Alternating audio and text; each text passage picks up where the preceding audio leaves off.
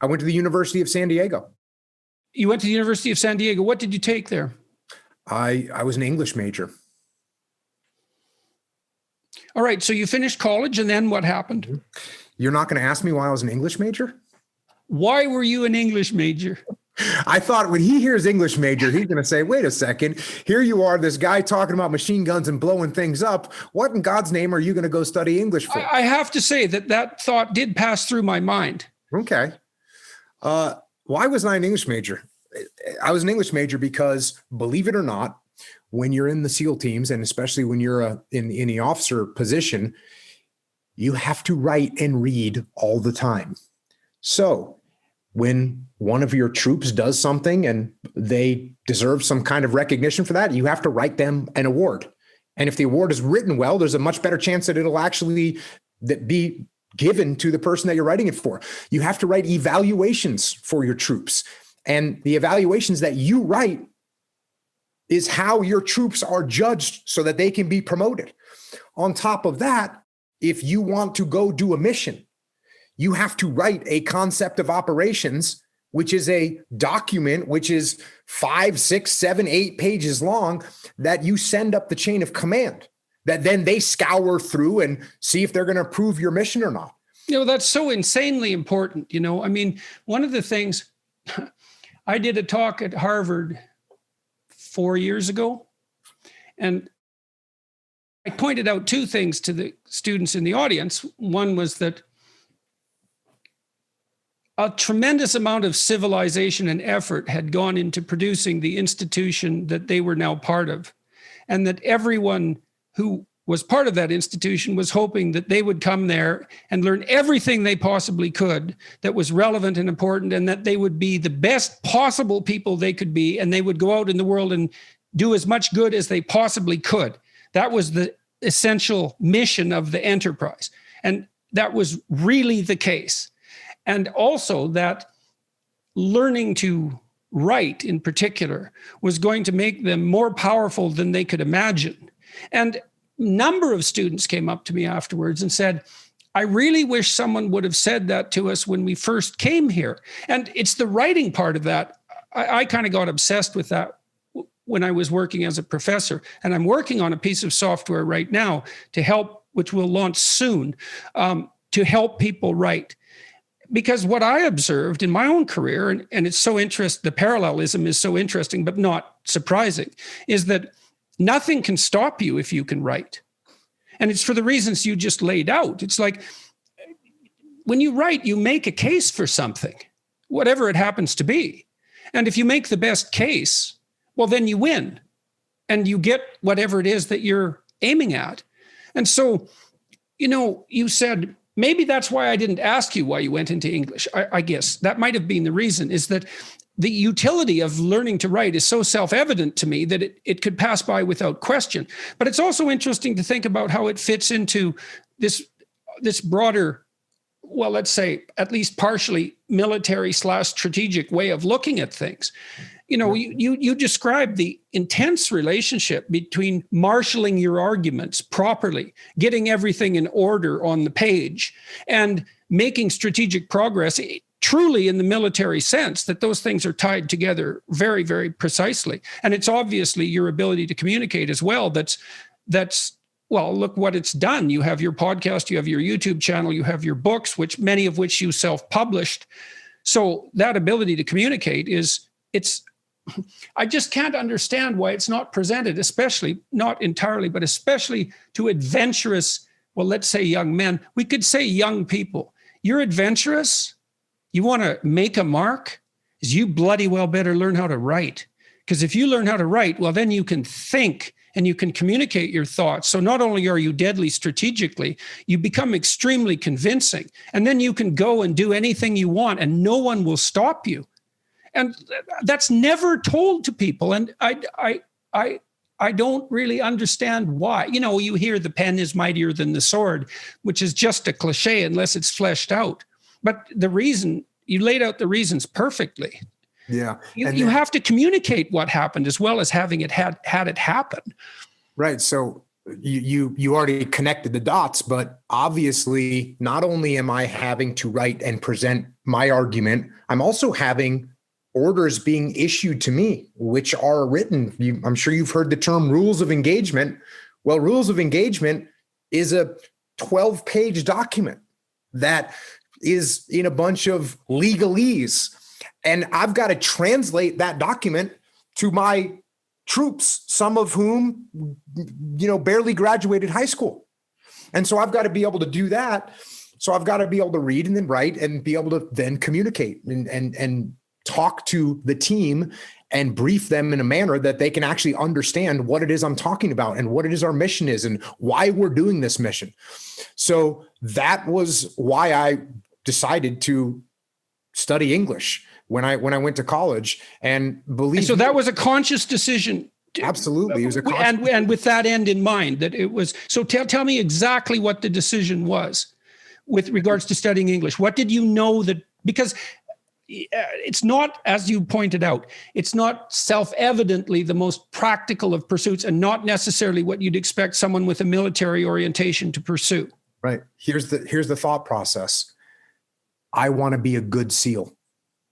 The good SEALs that I see can communicate, they can write, and they can read. That's what I need to learn how to do. I need to learn how to do that better so that I can persuade my chain of command that we need to do this mission, or we need this piece of gear, or this guy over here needs to get an award, or he needs to get promoted. All those things are done by being able to write and communicate properly. Okay, so let's say you take the example of a SEAL who's got it all, but this literacy. Okay, so what happens to him compared to someone who has all those skills? Well, if he can't write well, and he's in charge of 6 guys, and one of those guys works hard or does something that deserves to be recognized, this is the responsibility of that leader to write that person an award. Okay, so he can't reward his good workers, his good soldiers. He can give him a pat on the back, but a pat on the back isn't going to get him promoted. An award is actually worth some points towards your promotion. And the people that are on that board that are giving that reward, they're never going to meet that leader, and they're definitely not going to meet that guy. There's no bias. It's based on this piece of paper that you hand in. You hand in this piece of paper, they read the piece of paper, and they say award approved or award not approved. Mm-hmm. Or you want to do a mission and you send that up the chain of command, and it's the same thing. It gets to a certain point where they're just looking at it and reading and trying to decipher this pile of junk that you put together. And by the way, if I'm in charge and Jordan sends me a concept of operations that doesn't make any sense, why would I possibly let you go out and execute an operation that I can't even understand what it is you're trying to do? So it has a huge impact. It has a huge impact. Okay, well, I'm dwelling on this because it's upsetting to me. I would say that young people in particular aren't stringently instructed that that literacy makes them powerful in every way they can possibly imagine, except the absolutely immediate. And so it's just sad to me that it's not sold in that manner. You want to be weak? Stay illiterate. You want to be strong? It's like, put yourself together physically. Fair enough, man. Get brave and street smart. But then you could add some literacy to that and you're an unstoppable machine. So I concur 100%. And, you said being literate makes you powerful. And throughout recent history, if we're trying to oppress someone, what we don't want them to be able to do is read or write or articulate themselves. Right. Well, we haven't even talked about reading. We just talked about writing, and fair enough. So, but obviously you studied English, so you also read. And so what's the advantage to that as far as you're concerned, practically speaking? Well, obviously there are so many lessons that you can pull out of books, and you can get to a point where nothing really surprises you because you've at least seen some indication of what can unfold through reading. So again, for me, it's very much focused on combat and war, but there's lessons that you learn and you say, oh, I've seen that before. There's a book. It is a book called About Face, which I think the last time you and I talked, I think you were writing the foreword for the Gulag, and I was about to write the foreword to, I don't know if that's your favorite book, but I was lucky enough to be able to write the foreword for my favorite book, which was re-released because I was talking about it all the time.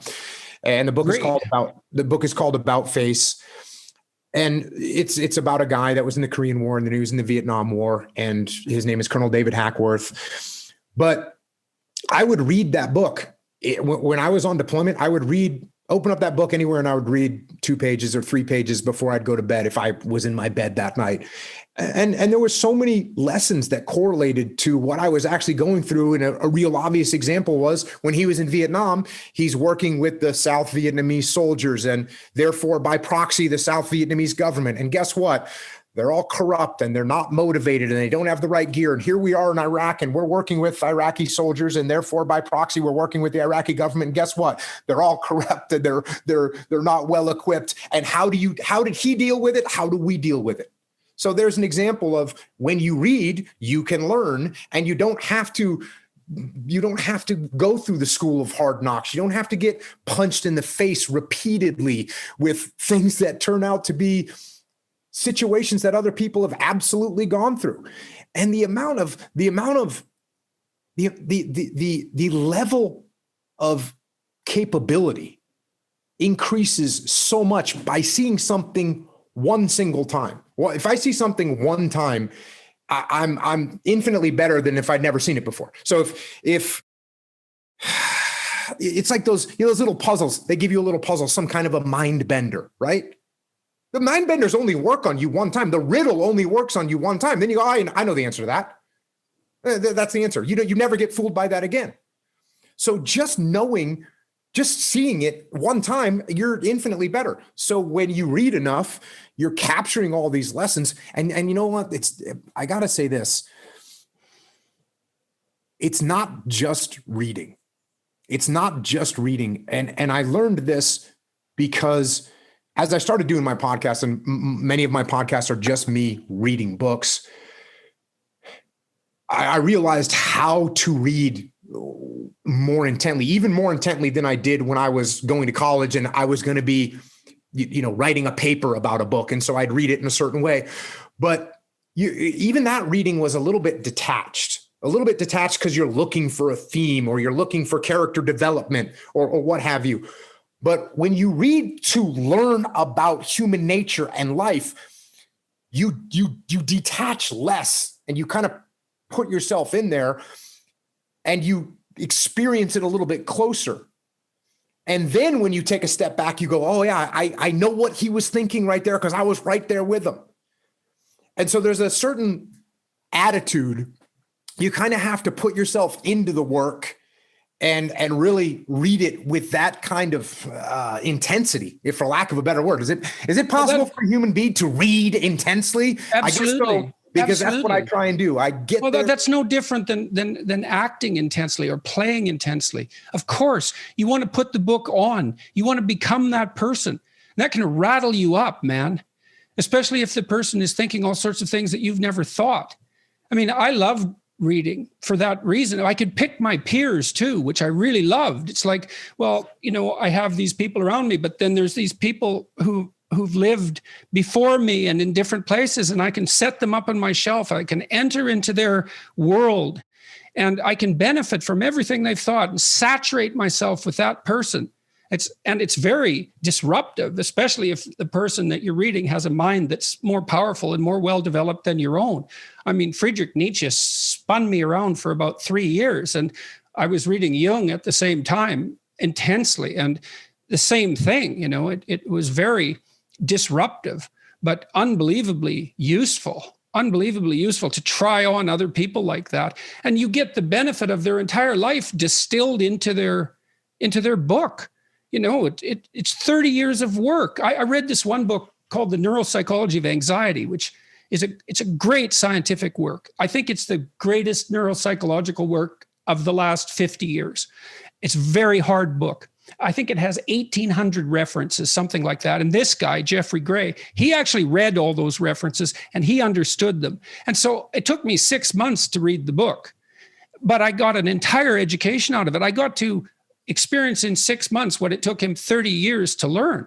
Like, what a gift that is. It's unbelievable. I was